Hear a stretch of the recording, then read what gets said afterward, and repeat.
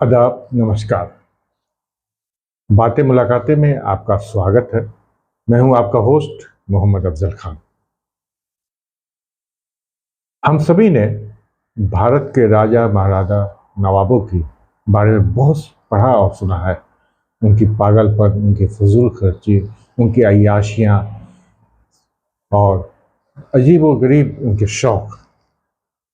आप इसके लिए Freedom at Midnight, the Last Mughal and Maharaja and Nawab and the Rolls Royce, इन पुस्तकों में आप और तफसीलें पढ़ सकते हैं।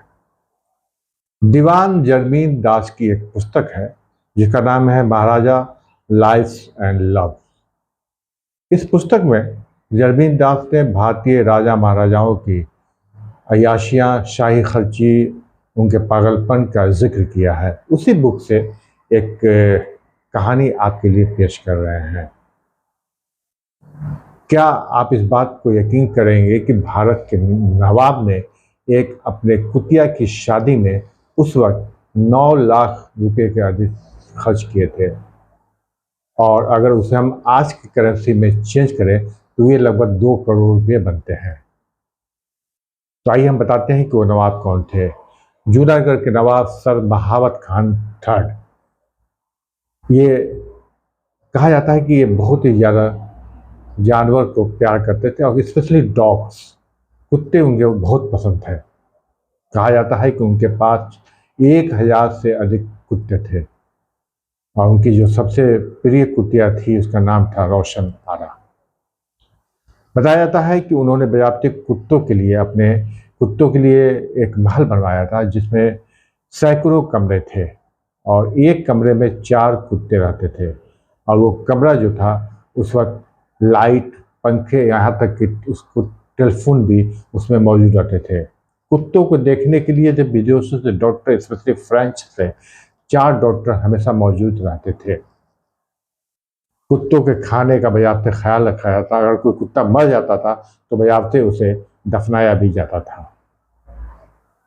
दुनिया में शायद ऐसा पहली बार इतना डॉग्स लवर अभी तक नहीं पैदा हुआ है। कुत्तों पे उनकी खर्ची शाही खर्ची रहा था। उस वक्त जो उनकी फैसिलिटीज थी कुत्तों की, उस वक्त की जनता को नहीं मिलता था। उस वक्त जनता को 2 वक्त के खाने नहीं मिलते थे। खैर, उनकी जो सबसे पसंदीदा कुतिया थी जिसका नाम था रोशन आरा, उन्होंने कहा कि रोशन आरा की शादी इतने धूमधाम से की जाएगी कि पूरा दुनिया देखेगी। और वाकई ऐसा हुआ कि इतिहास बन गया। रोशन आरा की शादी के लिए उन्होंने रिश्ता खोजना शुरू किया तो आखिर में मंगलौर के नवाब के यहाँ एक डॉग था जो कि शिकारी डॉग था जिसका नाम बॉबी था, उसे पसंद किया गया। बजाते उसका शादी की डेट फिक्स की गई। जब शादी की डेट फिक्स, जिस दिन बारात आने वाली थी, कहा जाता है कि उस दिन जूनागढ़ में 3 दिन का राजकीय अवकाश यानी 3 दिन की छुट्टी कर दी गई। अगर हम फ्रीडम एट मिडनाइट की पढ़ें तो उसमें बताते हैं कि 1.5 लाख लोग इस शादी में शामिल हुए थे। 3 दिनों तक दावतें आम थी, सबको खाना खाया, सबको दावत की आम की जो भी इच्छा है आकर खा सकता था। बताया जाता है कि 3 दिनों तक देश से पूरे डांसर और बड़े बड़े इंटरटेनमेंट के प्रोग्राम कंटिन्यू चलते रहे थे।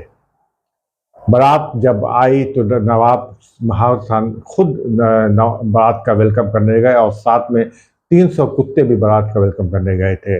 बताया जाता है कि दूल्हा यानी जो बॉबी डॉग था वो बजाते सोने का चैन पहने हुआ था। वहीं दुल्हन के लिए बजाते मेहंदी रस्म और क्या क्या रस्म होता था वो किया गया और कई लाख के जेवर पहनाए गए थे। सबसे बड़ी बात है कि उनका निकाह भी कराया गया और उस वक्त के काजी ने उनका निकाह कराया था। और बताया जाता है कि पर डे लगभग लाखों लोग खाना खाते थे और 3 दिन की पूरी उसमें छुट्टी कर दी गई थी।